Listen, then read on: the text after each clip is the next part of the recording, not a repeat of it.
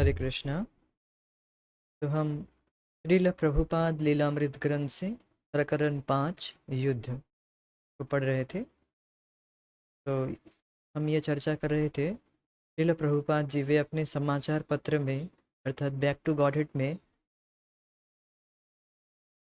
संसार के नेताओं और संकटापन्न स्थितियों पर टिप्पणी करते हैं और दार्शनिक आलोचना करते हैं।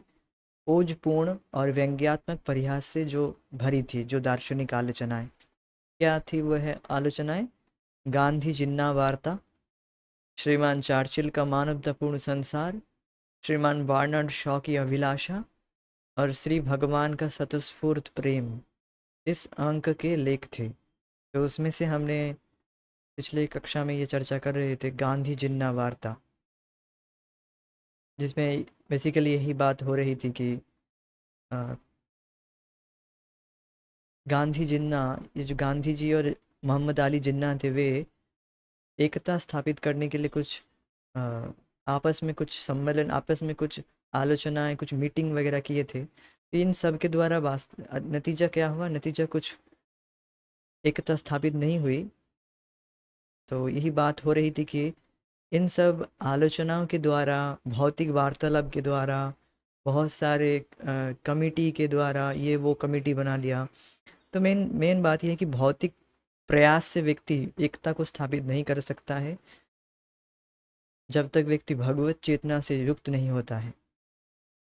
ये बात हो रही थी। तो आज हम श्रीमान चार्चिल, विंस्टन चार्चिल का मानवतापूर्ण संसार और बाकी सबको पढ़ेंगे।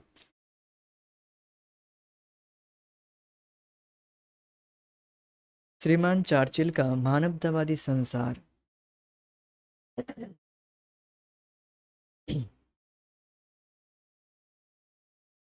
ये देखकर खुशी होती है, ये देखकर खुशी होती है कि श्रीमान चार्चिल जैसे विश्व राजनीति के नेता अब मानवतावादी संसार के संबंध में विचार करने लगे हैं और घृणा के भयानक राष्ट्रीय उन्माद से मुक्त होने की चेष्टा करने लगे हैं। घृणा का उन्माद प्रेम के उन्माद का दूसरा पहलू है। अपने देशवासियों के प्रति हिटलर के प्रेम के उन्माद ने दूसरों के लिए उसकी घृणा के उन्माद को जन्म दिया है और वर्तमान युद्ध प्रेम और घृणा के द्विपक्षीय उन्माद का परिणाम है। इसलिए जब हम घृणा के उन्माद से मुक्त होना चाहें तो हमें तथाकथित प्रेम के उन्माद से भी मुक्त होने के लिए तैयार होना चाहिए। प्रेम और घृणा से मुक्त इस तरह के संतुलन की स्थिति तभी प्राप्त होती है जब लोग भली भांति शिक्षित होते हैं, शिक्षित हो।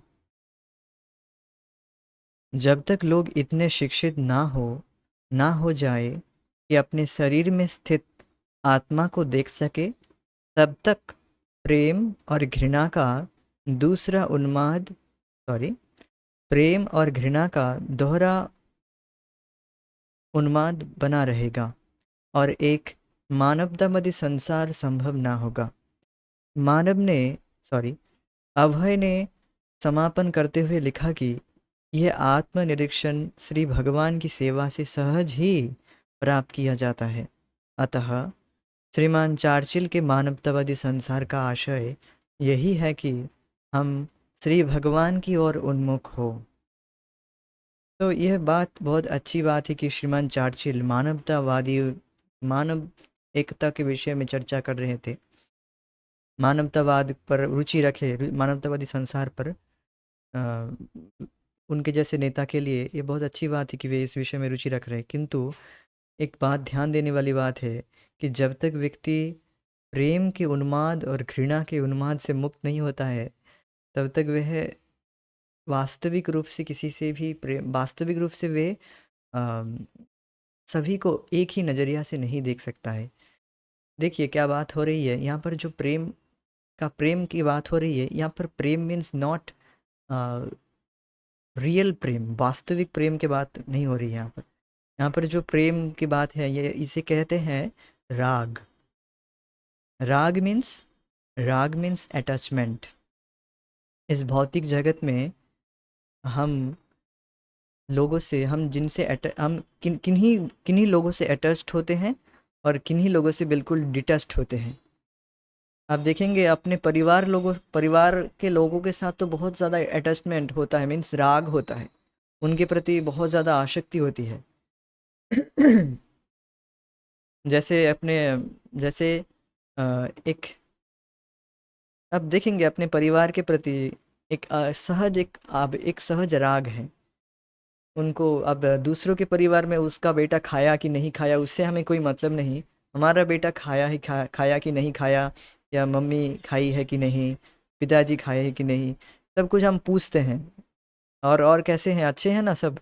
तो ये सब हम अपने परिवार के अपने देह से संबंध देखकर ही हम बार बार ये सब करते हैं। मतलब राग पर मीन्स उनसे उनका हालचाल पूछते हैं, उनका अच्छा भला बुरा सोचते हैं। किंतु अब रास्ते से कोई जा रहा है उस उनसे हमें कोई मतलब नहीं है। रास्ते से मीन्स किसी और व्यक्ति से, आप अपने ऑफिस में गए तो वहाँ से ऑफिस के कलीग से उनसे उतना आत्मीयता नहीं होती है। अब उनमें उनसे द्वेष भी नहीं होता है। तो आप देखेंगे अब किन्हीं से अब राग हो रहा है मतलब द्वेष भी है। तो ये जो राग का जो मूल फंक्शन है, इसका जो मेन केंद्र है वो है देहात्म बुद्धि से युक्त है। समझने का प्रयास कीजिए इसको कि मैं पहले तो हम सोचते हैं कि हम ये भौतिक शरीर हैं, जो कि है नहीं। हम अब उस शरीर से ही केवल संबंध देखकर उसी के प्रति हम राग से युक्त होते हैं। प्रभुपाद जी बहुत सुंदर बात कहते हैं कि नहीं, कोई एक महिला महिला मीन्स कोई एक लड़की रास्ते से जा रही है, इस उसका उसके प्रति आपका राग हो गया, तो अब उसके प्रति आपका कुछ शारीरिक संबंध हुआ, तो अब उसका वो आपकी पत्नी बन गई।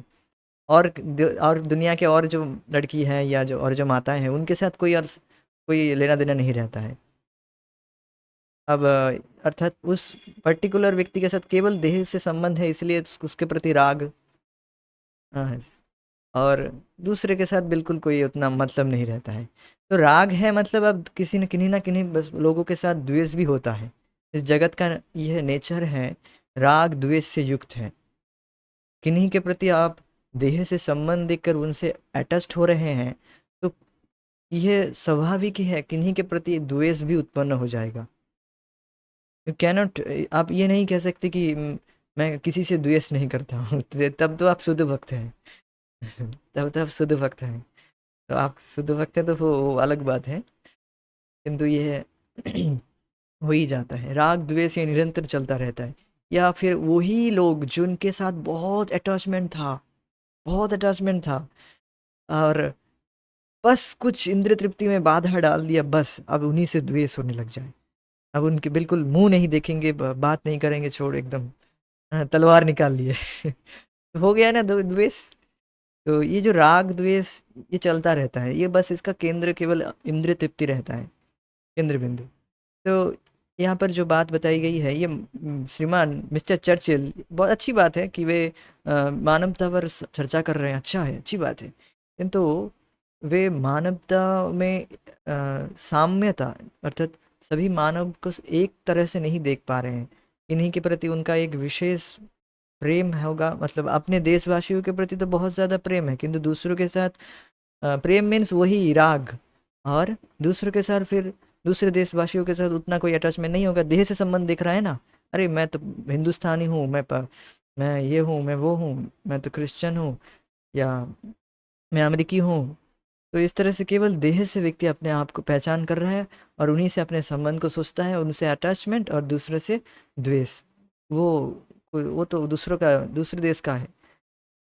तो इस तरह से कभी भी संतुलन स्थापित नहीं होगी, इस तरह से मानवता स्थापित नहीं हो सकती। मानवतावादी मीन्स एक मानवतावादी मतलब सभी मनुष्यों को एक ही नज़रिया से देखना, सबके प्रति समभाव रखना, किसी से द्वेष ना करना, किसी से राग ना हो, राग द्वेष ना रखना, सभी मनुष्यों के प्रति सम्मान का भाव रखना, सभी के साथ कोई कटु वचन ना बोला जाए जिससे वह आघात प्राप्त हो जाए, उसे बुरा लगे, तो हम एक समभाव रखते हैं लोगों के साथ, द्वेष भाव नहीं रखते हैं। तो ये सब कब संभव है? ऐसा तभी संभव है जब हम आत्मदर्शन, आत्मा के नज़रिया से देखेंगे सभी को। और ये बहुत आसान है। ये जो आत्मा साक्षात्कार है, अर्थात आत्मा से देखना सभी को, बाहरी क्या वे किस शरीर में है उससे नहीं पहचान करना उसका, तो वो संभव है भगवान की भक्ति से। भगवान की भक्ति करने से ही ये सारी जो योग्यता है, ये सारी गुण अपने आप आ जाते हैं। किसी से द्वेष नहीं करना, सबके प्रति सम्मान भाव रखना। हम्म, ये बात है। ये तभी संभव हो पाएगी जब व्यक्ति भगवत चेतना को जागृत करेगा, यही बात बताई जा रही है।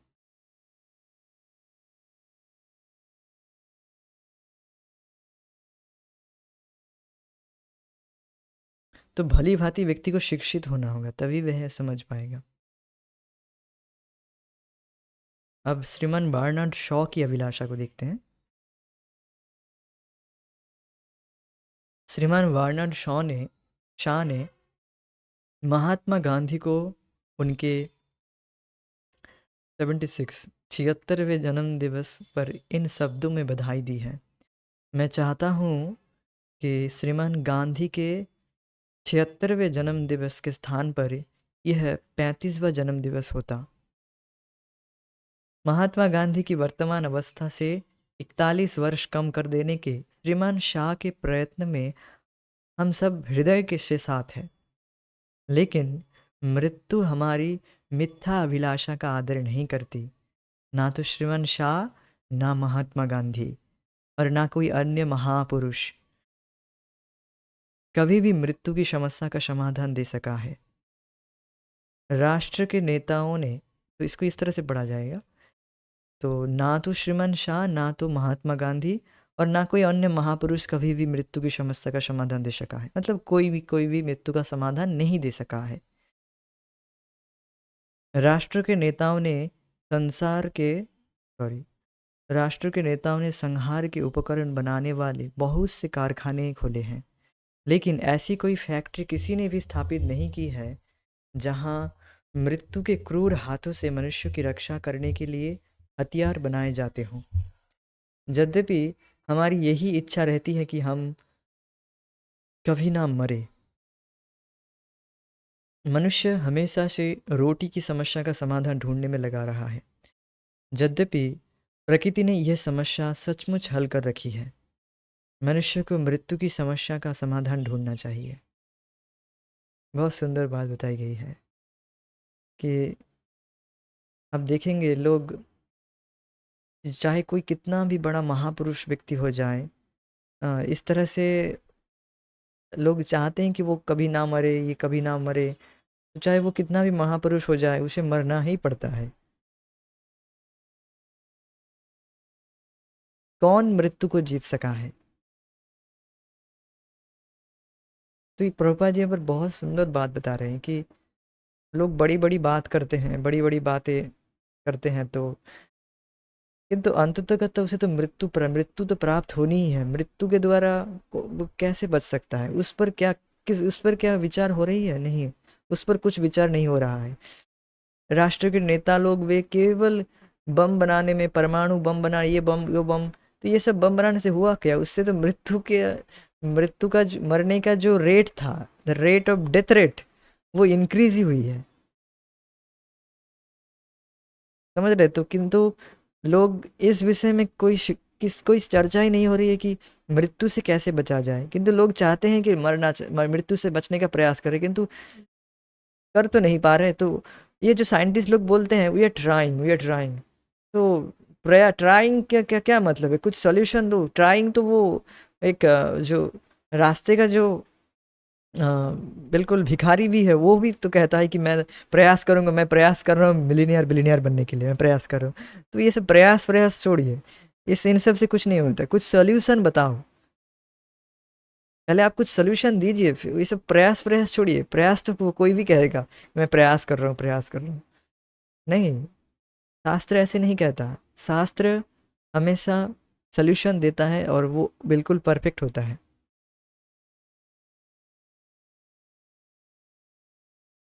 और एक बात यहाँ पर कि हर व्यक्ति केवल रोटी की समस्या को समाधान करने में इतना लगे पड़े हैं, जैसे कि वो अब उनके लिए अब वो इतनी रोटी की ज़रूरत हो गई है कि वो अब बहुत ज़्यादा काम में लिप्त हो गए हैं। काम मीन्स कार्य में, ये वो काम में, ये काम वो करना है, ये काम करना है।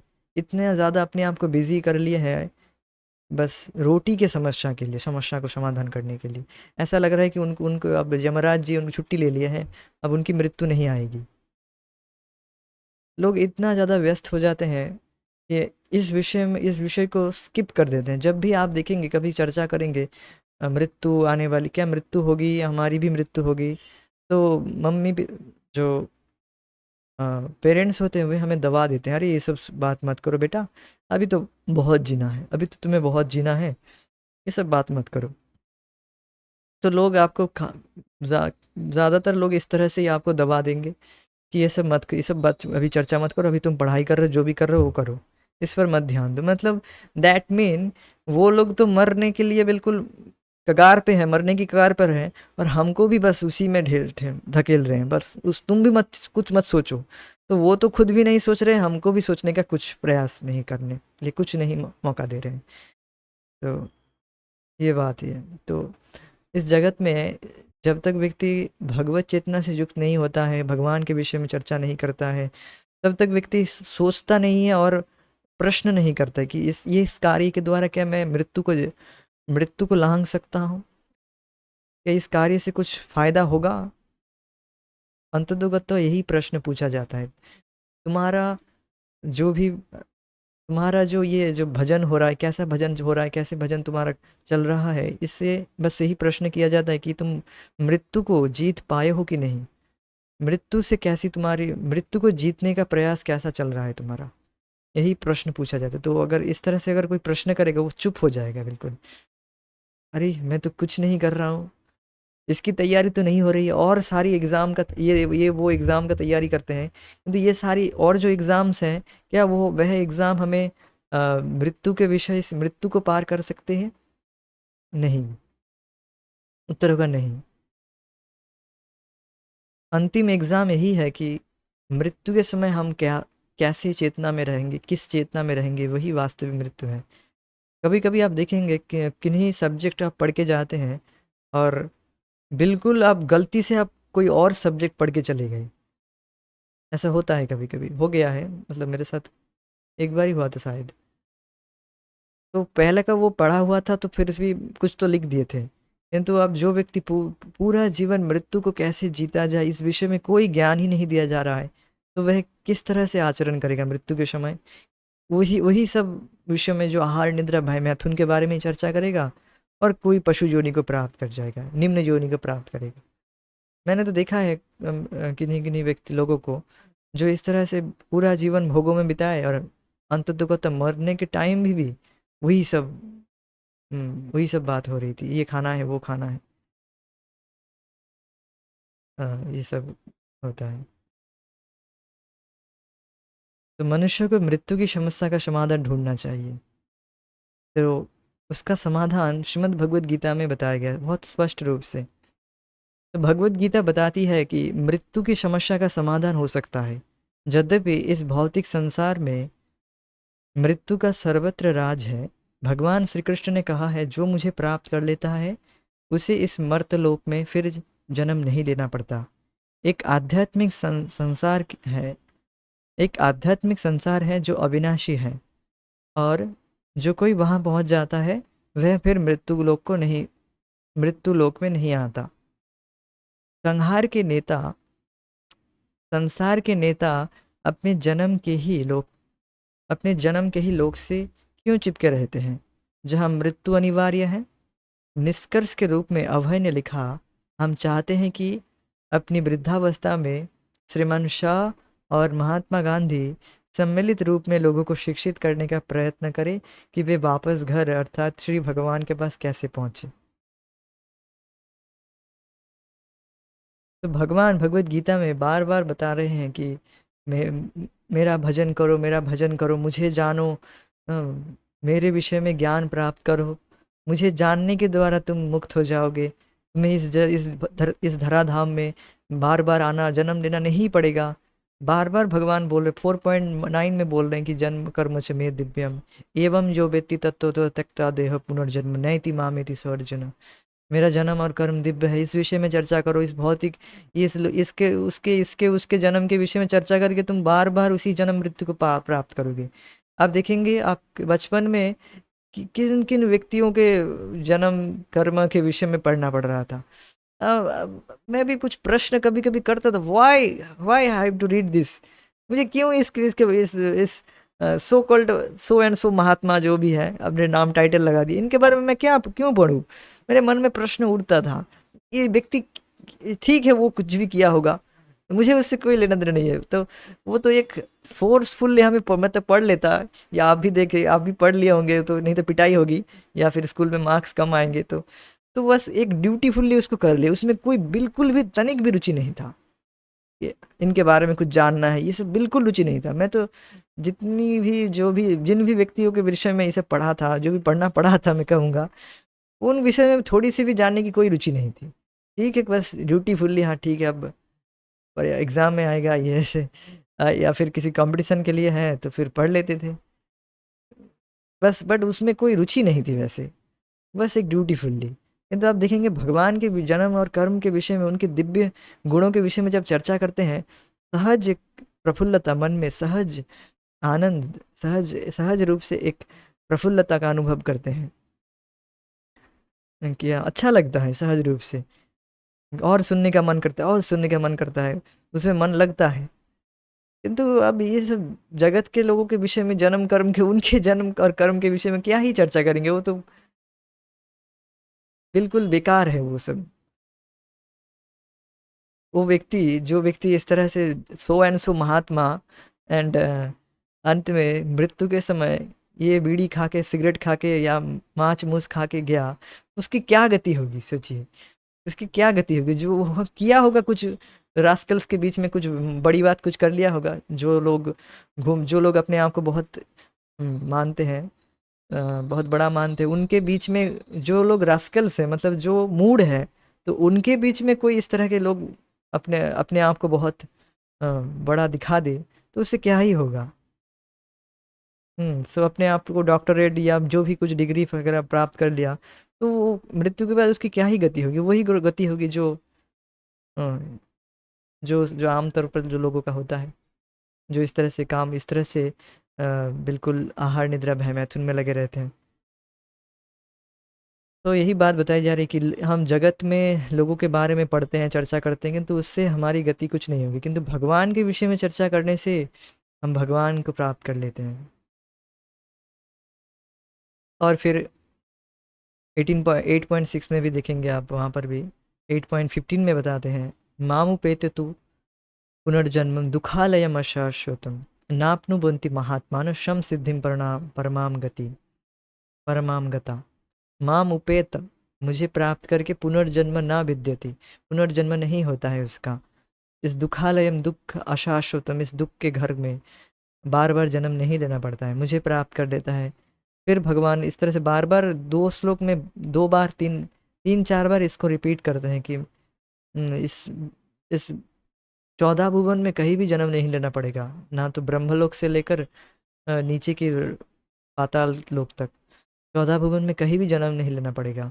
एक बार मेरी भक्ति करके बस पूरी तरह से शुद्ध करके अपने चेतना को, अब मेरे शाश्वत धाम को प्राप्त कर जाओगे। और जो धाम जहाँ पर ना तो सूर्य न तद्भाषयते सूर्य, जहाँ पर सूर्य की ज़रूरत नहीं है, शशांक चंद्रमा की ज़रूरत नहीं है, ज़रूरत नहीं मतलब ऐसे कोई निर्भर नहीं है। जैसे ये जगत सूर्य पर निर्भरशील है, चंद्रमा पर निर्भरशील है, वैसे भगवान का धाम ऐसा नहीं है, अपने आप से पूरी तरह से स्वतंत्र है, अपने आप ही सेल्फ एफल्जेंट है, सूर्य पर निर्भरशील नहीं है, अपने आप ही अपना खुद का ही प्रकाश है भगवान का धाम का। तो नताद भाषा सूर्य, सब कुछ मीन दैट मीन भौतिक आवश्यकता कुछ नहीं है वहाँ पर, सब कुछ आध्यात्मिक स्पिरिचुअल है, जहाँ से व्यक्ति फिर से इस धाम में, इस जगत में नहीं आता, इस दुख के जगत में फिर से नहीं लौटता है।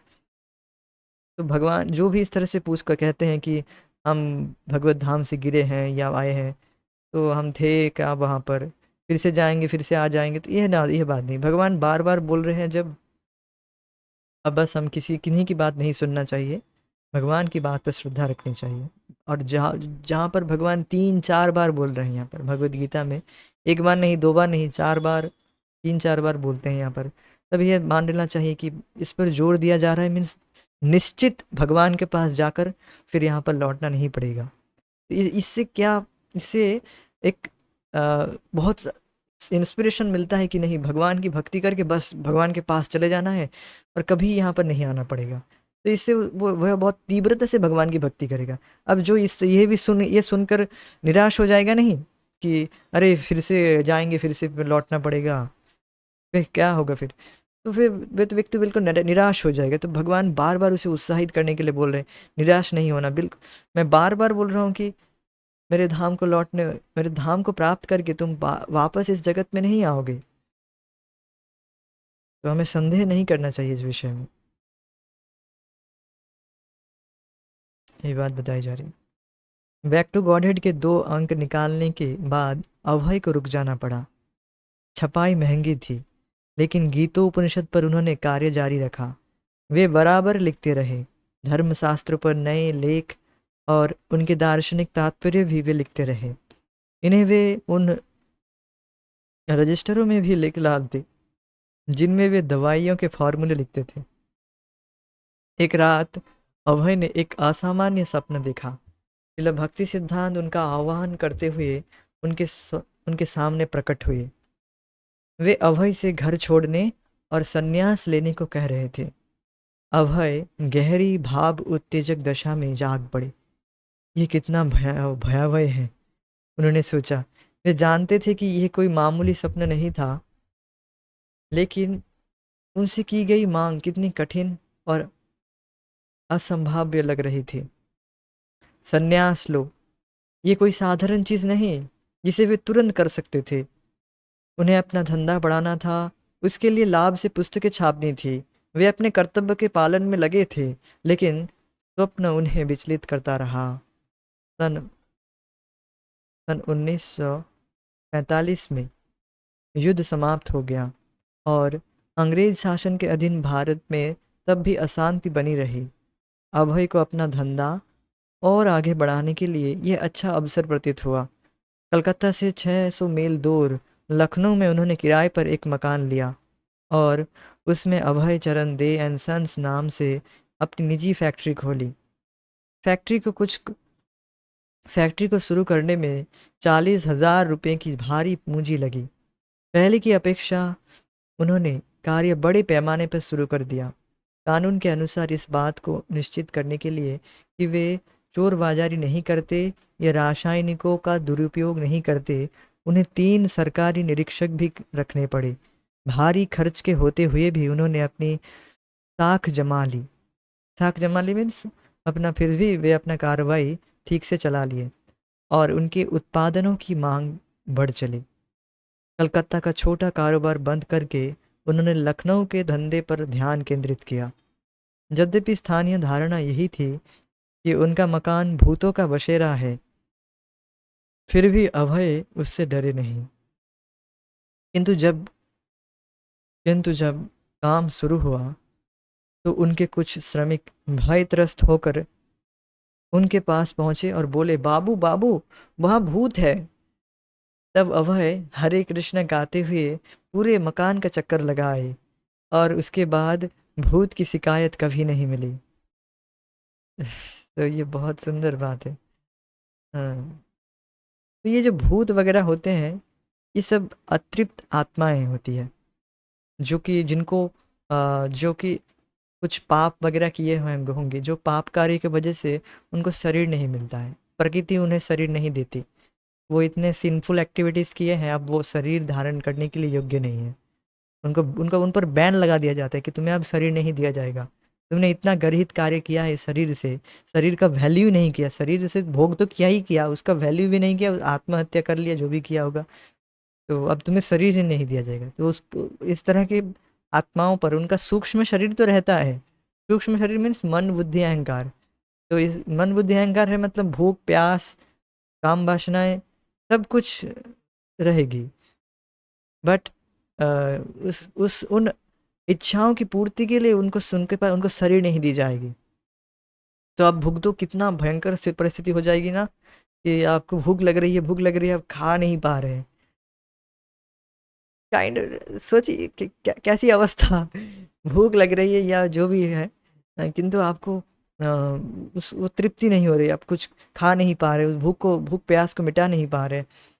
ये ऐसी दशा हो जाती है, भयंकर चीज़ है, बहुत ही भयंकर दशा है। तो अब इस तरह के आत्माएं घूमते रहते हैं। अब जो शुद्ध भक्त हैं, जो भक्त हैं, उनके वे तो बिल्कुल हरे कृष्ण, उनका जो हरे कृष्ण का गायन है या हरे कृष्ण का उच्चारण है, वो तो बिल्कुल शुद्ध तरीके से करते हैं। तो उनके उच्चारण से ये सब जो भूत प्रेत हैं, ये सब मुक्त हो जाते हैं, अपने वो जो भी कर्म से वे फंसे थे उससे मुक्त हो जाते हैं। तो ये भी बात है। और कभी कभी अब देखेंगे, भक्त लोगों को परेशान करने के लिए ये सब की जाती है, ये सब नेगेटिव एनर्जी का प्रभाव करते हैं। कुछ लोग हैं जो भक्त लोगों को परेशान करने के लिए ऐसे करते हैं। तो इससे इनसे परेशान नहीं होना चाहिए, अपना भजन ठीक से करना चाहिए, भगवान की भक्ति अच्छे से करना चाहिए। भगवान सारी व्यवस्था कर देते हैं। ये सब कुछ नहीं, इनसे ज़्यादा कुछ परेशान नहीं होना चाहिए। अब अपना भजन बढ़ाना चाहिए, उससे इन सब का प्रभाव नहीं होगा। ये बात है, ये बात ध्यान देना चाहिए। जब भी ऐसा लगे कि आप पर कुछ ऐसा प्रभाव हो रहा है, तो अपना भजन बढ़ाइए, भगवान सारी व्यवस्था कर देंगे। ये बात, भजन मीन्स नाम जप बढ़ाइए, और यही मेन चीज़ है, नाम जप को बढ़ाइए। और तो जो जैसा अब कथा सुन रहे हो वो तो सुन ही रहे, ठीक है। नाम जप को ज़्यादा से ज़्यादा गंभीरता से कीजिए, और ज़्यादा से ज़्यादा कीजिए, सोने से पहले जाप कीजिए। ये सब करना चाहिए। तो इस तरह से कभी भूतों की शिकायत नहीं होगी। तो मैं थोड़ा सा टिप्स भी बता दिया कैसे भूत से बचा जाए। तो ये सब है। 13 नवंबर को अभय ने अपने सेवक गौरांग को पत्र लिखा, और उसमें लखनऊ की कुछ कठिनाइयों का उल्लेख करते हुए अपनी सहायता के लिए उसे बुलाया। इस पत्र में अभय ने अपनी पत्नी राधा रानी और बच्चों के विषय में कड़वी बात लिखी। गौरांग प्रभु, मेरा नमस्कार स्वीकार करें। तुम्हारा दिनांक 7 का पत्र मिला। समय के अभाव के कारण मैं जवाब नहीं दे सका। मैं यहाँ कुछ नौकरों के साथ अकेला रहता हूँ। यदि मैं अभी यहाँ से जाऊँ तो मुझे सब कुछ बंद करना पड़ेगा। एक बार यहाँ से जाने और कारोबार बंद करने से मुझे 10,000 रुपये का घाटा हुआ है, और मेरी साख भी कम हो गई है, और मेरे प्रतिद्वंदियों की संख्या बढ़ गई है। इसलिए मैं संघर्ष कर रहा हूँ, और सचमुच अपने जीवन की बाजी लगाया हूँ। मैं यहाँ अकेला ही इतनी सारी कठिनाइयों के बीच व्यर्थ ही नहीं रह रहा हूँ। इसलिए मैं तुम्हें यहाँ आने के लिए बार बार लिख रहा हूँ। इस पत्र के पाते ही तुम इसे दुबरा को लिख डाल दुबरा को दिखलाना। उससे कम से कम 10,000 रुपये लेना, और यहाँ आ जाना। जब तुम यहाँ आ जाओ, मैं तुम्हारे जब तुम यहाँ आ जाओगे, मैं तुम्हारे घर भेजने के लिए धन की व्यवस्था करूँगा। वह वहाँ तुम्हें इस बहाने में से रोकने का क्या अर्थ है कि वहाँ कोई नौकर या नौकरानी नहीं है। नौकर नौकरानी और रसोइया रखकर मैंने उनकी सेवा करने का पर्याप्त प्रयत्न किया है, लेकिन आज तक उनमें भक्ति नहीं जागी। उनमें मीन्स राधा रानी में, उनकी पत्नी में। इसलिए अब उन मामलों में मेरी कोई रुचि नहीं रह गई है। जब तुम यहाँ आओगे तब मैं कलकत्ता जाऊँगा।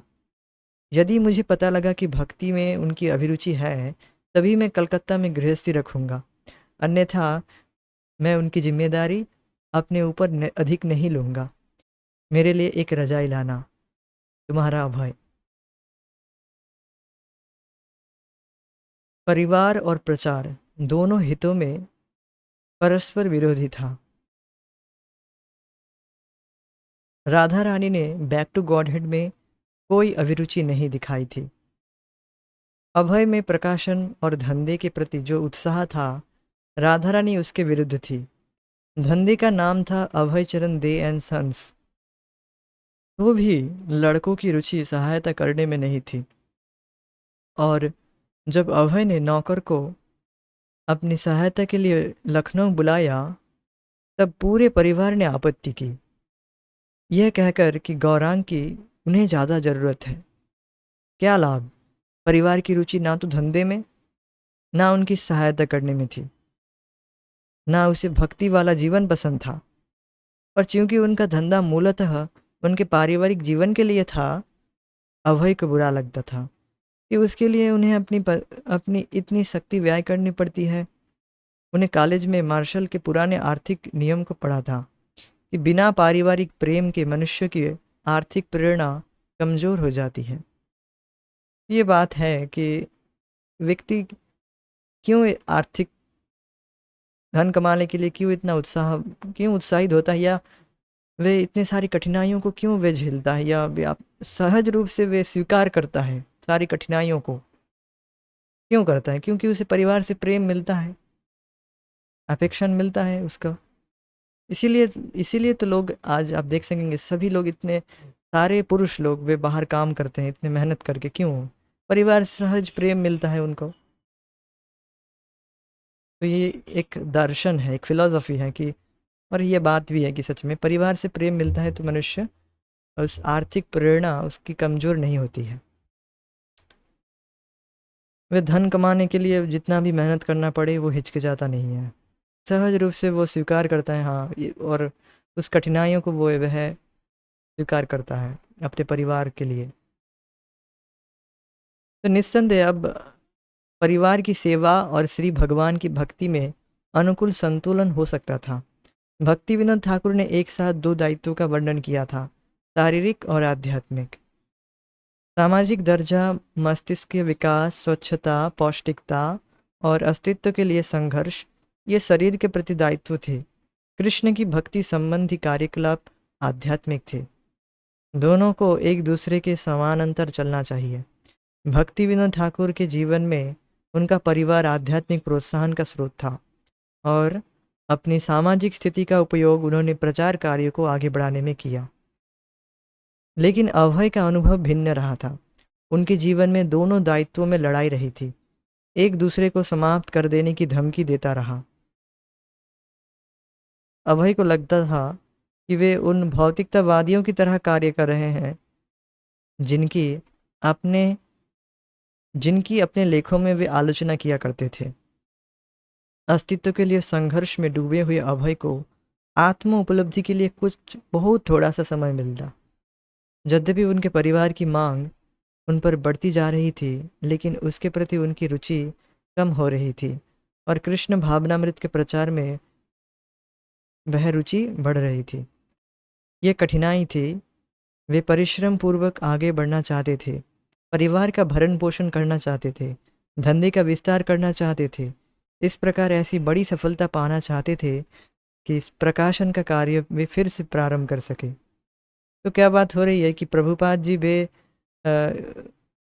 चाह रहे थे कि परिवार भी उनका ठीक से चल जाए धंधे से, और प्रचार भी हो जाए। अब परिवार के लोग ही सपोर्ट नहीं कर रहे थे उनको, ना तो धंधे के लिए सपोर्ट कर रहे थे, ना तो प्रचार कार्य के लिए। तो वे किस प्रेरणा से वे परिवार का पालन करें? एक यहाँ पर जो बात ये बताई गई है, यह एक फिलॉसफी है, या फिर सिमल मार्शल के वे एक लेख से पढ़े थे कि ये बात है कि परिवार से सहज प्रेम मिलता है तो हम मेहनत करते हैं, पत्नी के लिए, पत्नी और बच्चों के लिए भरण पोषण के लिए व्यक्ति मेहनत करता है, सहज रूप से मेहनत करता है, दिनों रात इतना बाहर रहकर मेहनत करता है। क्यों कर रहा है लोग?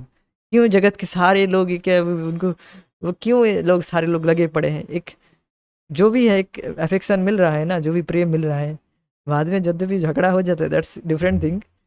किंतु जो भी है, बच्चों से सहज प्रेम मिलता है उसको, जो भी उसकी वो आसक्ति है, किंतु जो भी उसको मिल रहा है उससे वे अटैच्ड है, जो भी है।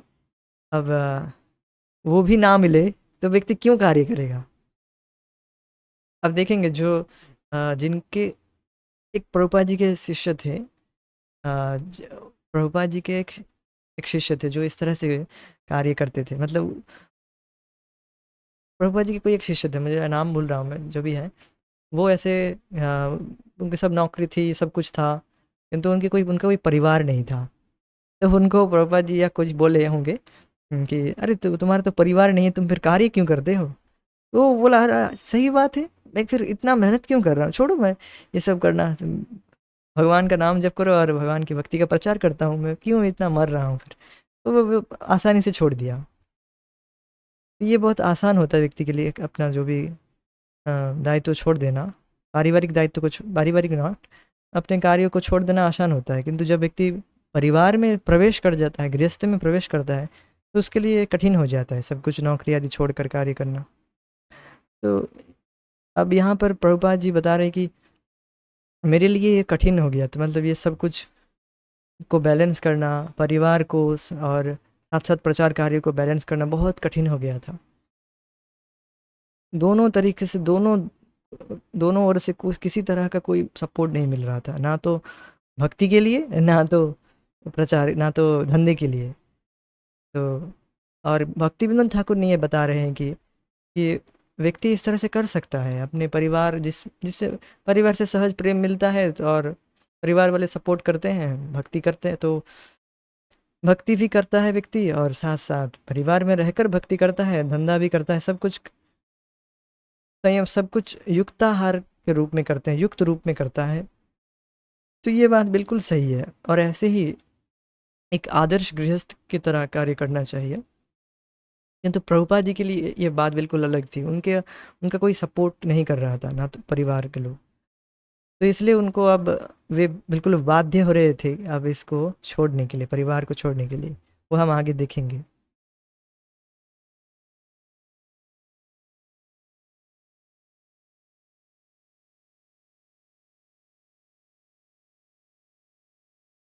ऐसा बताया जाता है कि जेदिन गृहते, ऐसा भक्ति विनोद ठाकुर उनके भजन में लिखते हैं, जेदिन गृहते भजन देखी गृह तो गोलोक भाई। गृह गोलोक बन जाता है जब गृह में भगवान की भक्ति में, घर में भगवान की भक्ति होती है। ये वास्तव में है, उसका एक वातावरण ही बदल जाता है। तो अब परिवार वालों को, प्रभुपाद जी के परिवार वालों की कोई रुचि ही नहीं थी भक्ति में, ना तो भक्ति में कुछ रुचि थी, ना तो अब उनके धंधे में कोई उनका रुचि था, धंधे में कोई बच्चे लोग भी कोई सहायता नहीं कर रहे थे उनको। तो ये सब बात है। लेकिन लखनऊ की फैक्ट्री उनके बूते से लगभग बाहर थी। जानबूझकर उन्होंने काम बड़े पैमाने पर शुरू किया था, जिससे लाभ अधिक हो, लेकिन माहवारी खर्चे अधिक थे।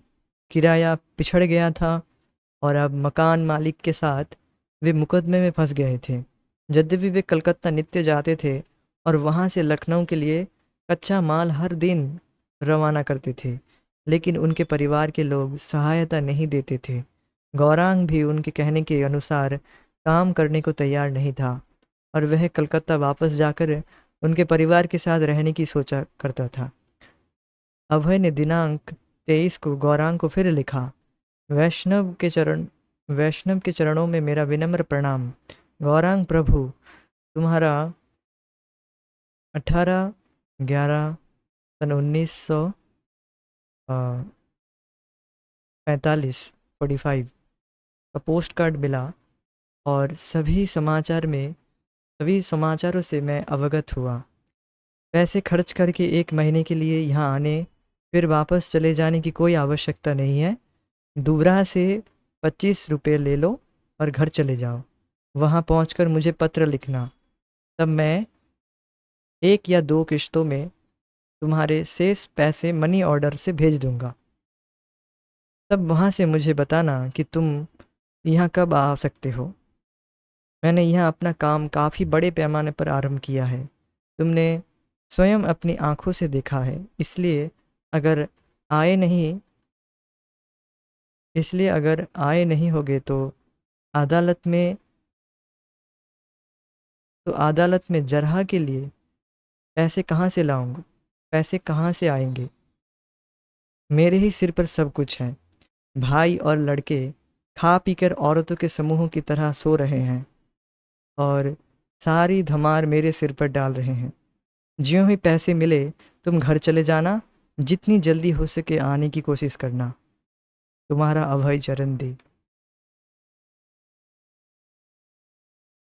तो प्रभुपाद जी बहुत कठिनाई में यहाँ पर थे, यहाँ पर बताया जा रहा था, जिस विषय में यहाँ पर वर्णन किया जा रहा है, बहुत ज़्यादा डिफ़िकल्टी में थे इस विषय में। यहाँ इस परिस्थिति में रहकर भी वे प्रभुपाद जी अपना जो भी कार्य आप देखेंगे, प्रचार कार्य, वो कभी बंद नहीं किए थे। वो अपना लिखना लिखना जारी रखे थे। जो आप देखे थे, अपने हमने पढ़े थे कि रजिस्टर खाते में, जो रजिस्टर जिसमें दवाइयाँ वे लिखते थे, उसमें भी वे लिख रहे थे अपने, लिखने इतने वे आसक्त थे भगवान के प्रति, उसमें भी लिख रहे थे भगवान के विषय में। तो he is so much attached with Krishna. तो दिस अटैचमेंट नीडेड। व्यक्ति कितनी भी कठिनाई में हो, बाहरी तौर से दिखा जाए कि वो तो बहुत ज़्यादा गृहस्थ में फंसा है, किंतु शुद्ध भक्त ऐसा नहीं। शुद्ध भक्त वे हमेशा भगवान की भक्ति में डूबा रहता है, और इन सभी कठिनाइयों को भी भगवान की कृपा मानते हैं। ये बात है। तो यहाँ से हमें एक शिक्षा मिल रही है कि जीवन में बहुत सारी कठिनाइयाँ आएगी, जब तक हम इस भौतिक शरीर में हैं या भौतिक जगत में हैं, किंतु भगवान की भक्ति करने से इन सब से व्यक्ति प्रभावित नहीं होता है। और भगवान बहुत कम देते हैं, कि भगवान जानते हैं आप कितना टेस्ट ले सकें, कितना आप परीक्षा दे सकेंगे, वैसा ही आप उतना ही भगवान आपको देंगे। ये बात है। तो यहाँ पर हमारा प्रकरण 5 युद्ध यहाँ पर समाप्त होता है, ये अध्याय। तो यहाँ पर हम रुक जाते हैं, और अगली कक्षा में हम नेक्स्ट चैप्टर को प्रारंभ करेंगे। यहाँ पर हम रुक जाएंगे। हरे कृष्णा, जय शिल प्रभुपाद, निताई गौर प्रेमानंदे, हरि हरि बोल। Thank you so much, thank you for joining us. तो इन सब को पढ़कर हमें बहुत उत्साह मिलता है सच में। श्रील प्रभुपाद जी कितना मेहनत करके बुक्स को लिखे हैं और आगे जाकर प्रचार किए हैं। बहुत सारा उत्साह मिलता है इससे। जीवन में हम भी कैसे प्रैक्टिकली कार्य को करें, और सब कुछ करते हुए भी भगवान की भक्ति को किया जाए, उसका एक उदाहरण प्रस्तुत करते हैं श्रील प्रभुपाद जी। अमेजिंग, बहुत सुंदर है। तो यहाँ पर हम रुक जाएंगे। हरे कृष्णा। कोई प्रश्न है तो पूछ सकते हैं।